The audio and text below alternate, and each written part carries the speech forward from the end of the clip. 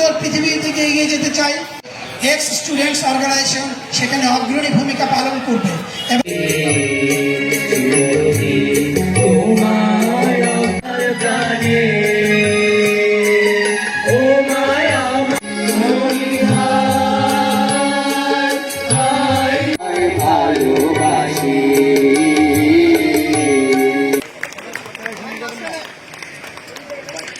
এরই মাধ্যমে আজকে অনদার ঈদ আড্ডা উদ্বোধন হবে।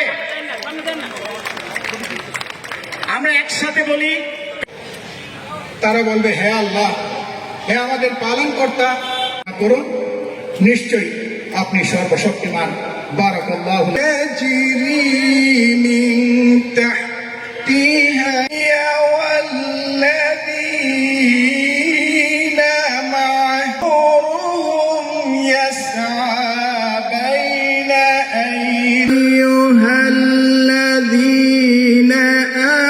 আমানু আলা কুল্লি শাইইন ইয়াকুলুনা রাব্বানা। ধন্যবাদ আবু জাফর মামদুদুল্লাহ। তবে রিউনিয়ন যখন হয় মনে হয় ওই দিনটার জন্য ওই স্কুল জীবনে ফিরে গিয়েছি।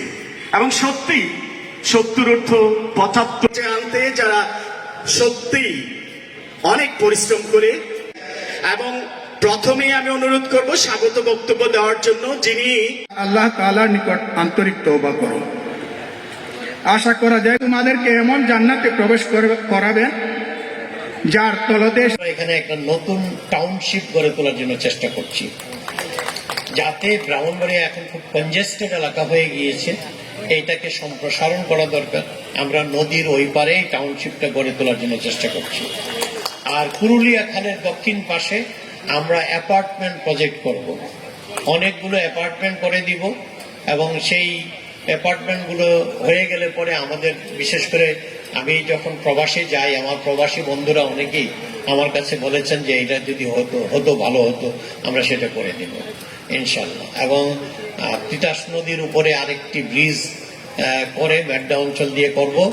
এবং আপনার এই শহরের পূর্ব পাশ দিয়ে, এই শহরের পূর্ব পাশ বা তিতাস নদীর পশ্চিম পাড় ধরে আমরা একটা রাস্তা করার চেষ্টা করছি, যেটা পৃথিবীর আধুনিক শহরগুলোতে আপনি দেখতে পাবেন যে নদীর পাড়ে কিভাবে শহর গড়ে ওঠে।